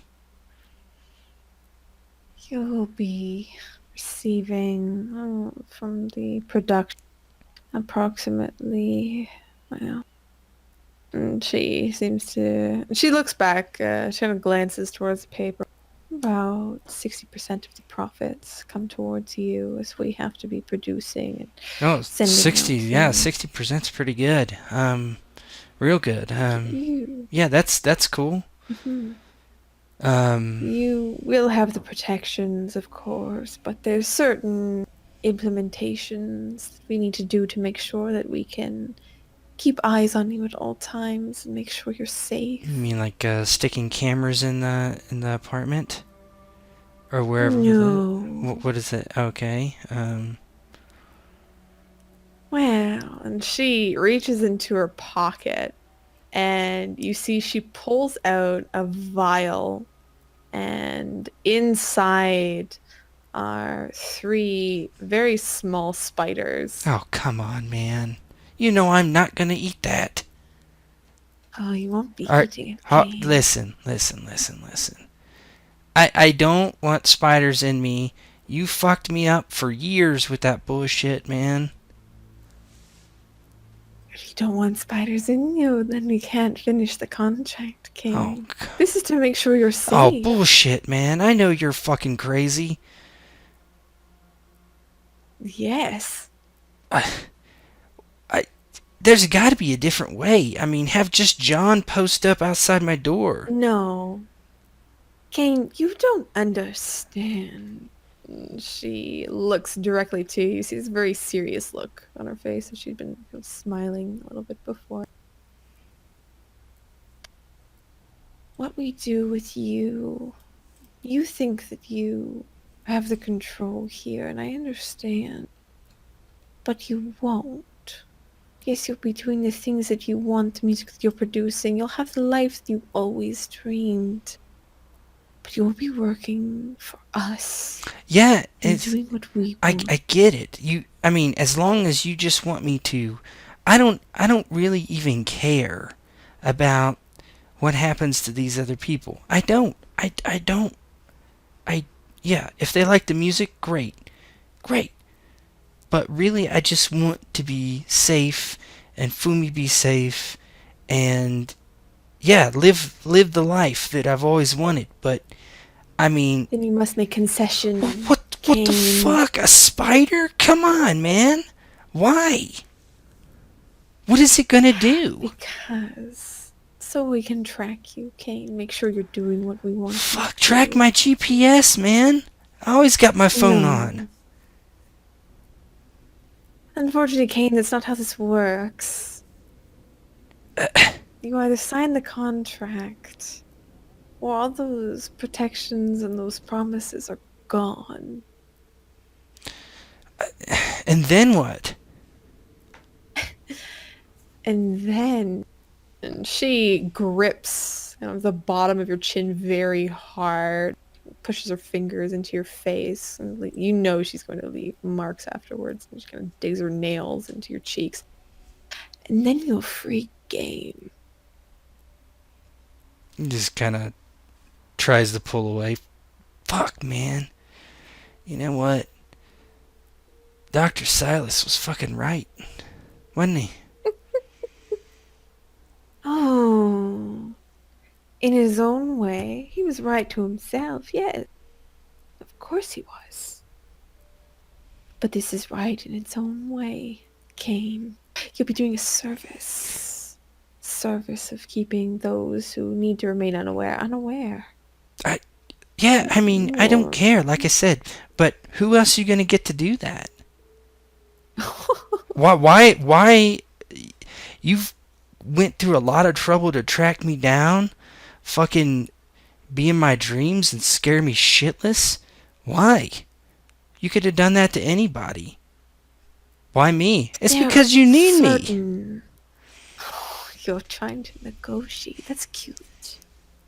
There are others like you, Kane. You're not that special. Yes, I have spent much time and effort on you.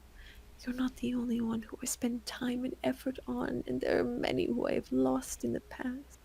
Many who I have trapped in my own webs. Many who have tried to escape. They never can. But you can try to fly away. I don't want to, man. I just don't want a spider in me. I don't understand why it's a big deal. Hey, I'm on your side here, okay? You want to do whatever you want to do to people. Fine. I don't care. I just don't want a spider in me. This is part of the contract. Why? What does it matter? Because she needs Who's she? Tifereth. Oh, God. This is fucking stupid, man. If you wish to go, then go. Listen. Just give me a second. Give me a second. Nick scratches his chin. So, okay. Say I do eat the spider. What happens? You're not eating the spider. Okay, it digs into my skin and it's all creepy like you like it. What then? You know what I mean? Well, then we'll be able to track you the way that we want to. In case you're not fully here, we can try to track you to elsewhere if need be. You mean like when we went to that, I don't know, wherever the hell we were when you found us? Metropolis, yes. Well, I don't plan on going there, so, Oh, you might not plan on going there, but Metropolis sometimes plans on coming to you. It's not a choice game. Not always. Sometimes it is, if you look for it hard enough. Why the fuck would anybody want to do that? Oh, there are secrets within Metropolis that explains so much about the world that you're missing, so much about the power that you used to have. What? If only you look. Why would anyone want to do that? There are people much more powerful than you, Kane, and I'm not just talking about money or politics. There are so many other things. So many other things that you are just so naive about, ignorant of.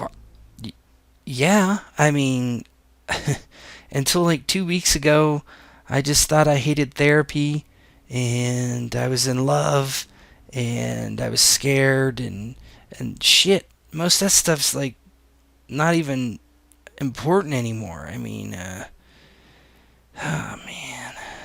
He looks down at the spiders. So if I do, each of us have to take one of these? Just you. Oh, and I have to have 3 of them. Yes. So can they hurt me? They hurt you if you don't do what we want. Well, like I said, why would I not do what you want? I like. Well, you might rebel eventually. You're a rebellious man. I'm a rebellious man? Not at all. I've seen the way that you deal with your father, how you dealt with your mother. Well, she's not even my real mom, is she now? Oh, she's dead now, isn't she? I can't say I'm too upset about it. So will you sign the contract or not? Well, I mean, let me read it over, Jesus. Is Jesus real, by the way? She just smiles to you. I'll tell you after you sign the contract. I never believed it was, but all right, let me read it. Hold on, where is it? You still have it in your hands. Okay. How long is it? Is it like just one parchment? Yeah, but it's like tiny lettering. Yeah, he like squints and reads it over. Is it everything that he wants? Yeah, it's the protections, the lifestyle, and everything. Of course, there's the concessions of like doing very specific. There's social media posts that are very specific that they have to. There's a certain allotment of performances that you have to do. Certain level of kind of engagement that you have to maintain. Also, not basically. Remaining like the secrecy and everything of kind of the contract and whatnot. But besides the doing everything that they want and them being able to edit your music, there is a clause in there where if you go off the rails, they have the right to basically what would be called re-education, and that's kind of very, very small lettering. Mm-hmm. What does this mean? Taps it with the pen. Oh, well, if you decide you're a little bit rebellious, if we need to remind you of the message that you're supposed to be spreading, then we reserve the right to do so. Okay. I mean, I don't, unless you're like hurting me or something, then, so is there a clause in here so how you break the contract if you fuck up and do something you're not supposed to? So otherwise, what was even the point?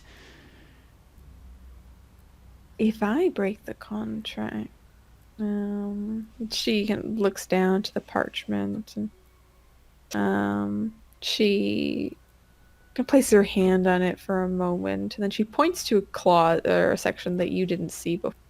And you see that it reads that if she breaks the contract, if the record company does not provide kind of ample protections in basically within reasonable time, then it will.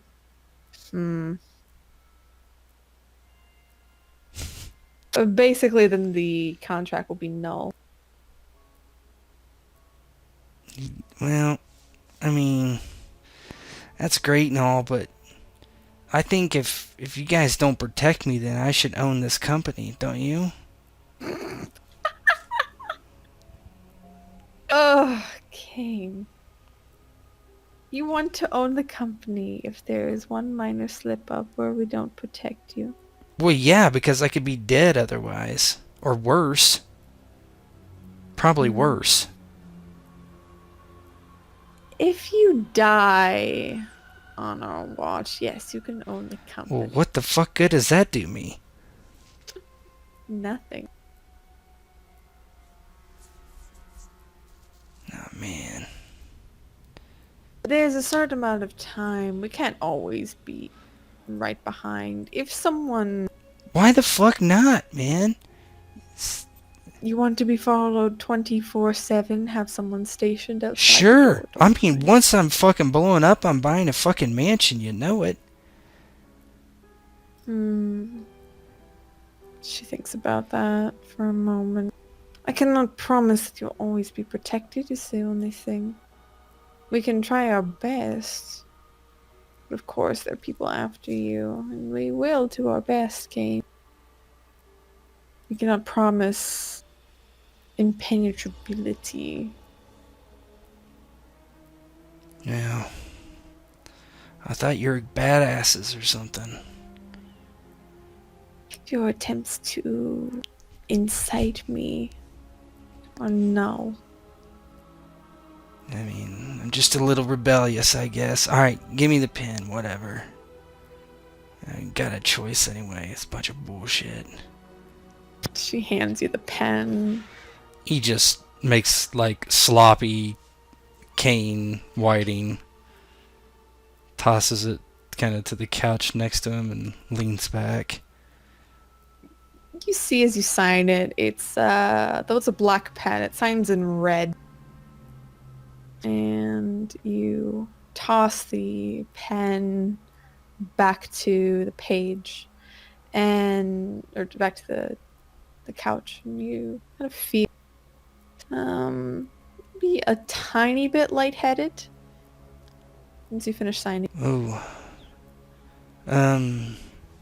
Yeah, sorry, just got a little whew. Okay, I don't know. Stood up too fast, but I'm not standing up. I don't know, weird. Head rush. Miss Rios, she gets up and from her pocket, she takes out a very small knife. Whoa! And she looks to you. It's for the spiders, Kane.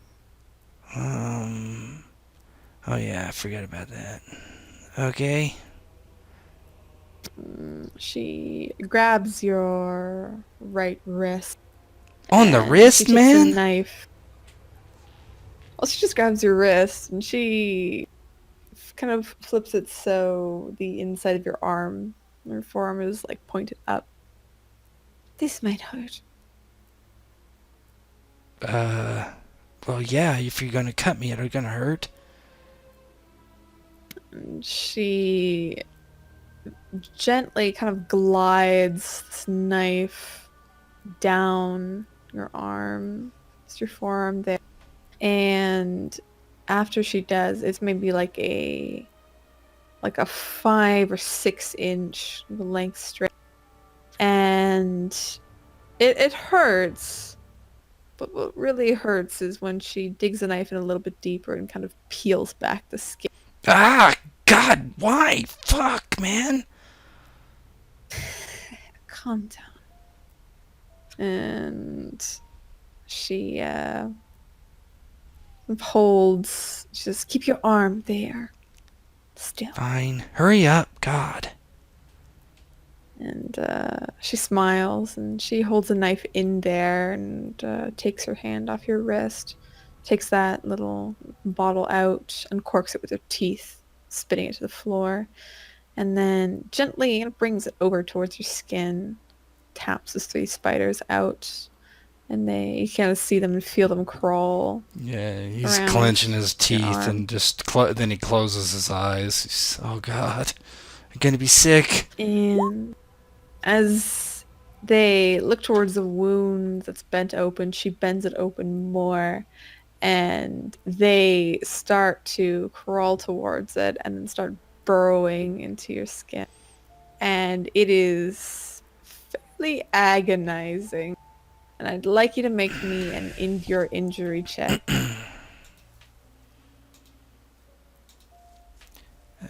Endure injury. Okay. Any modifier? It's gonna be a little bit different. No. It's gonna be a little bit different. Oh, there we go. So, as kind of these go under your skin, there's just this pain that shoots through you, and you can feel them like crawling up your arm, and you can feel them squirming their way through your body as they crawl all over, like to your torso. You feel there's like this bump under your skin as one of them makes its way up your neck and going into your cheek. And the pain is so kind of overwhelming for you that you end up passing out. Yeah, the last thing he remembers is just biting down as hard as he can and like that kind of silent scream. And as that happens, the screen fades to black, and that's the end of the episode. I'm gonna have to do an individual episode with every fucking single one of you. Holy shit! I'm trying to organize everything.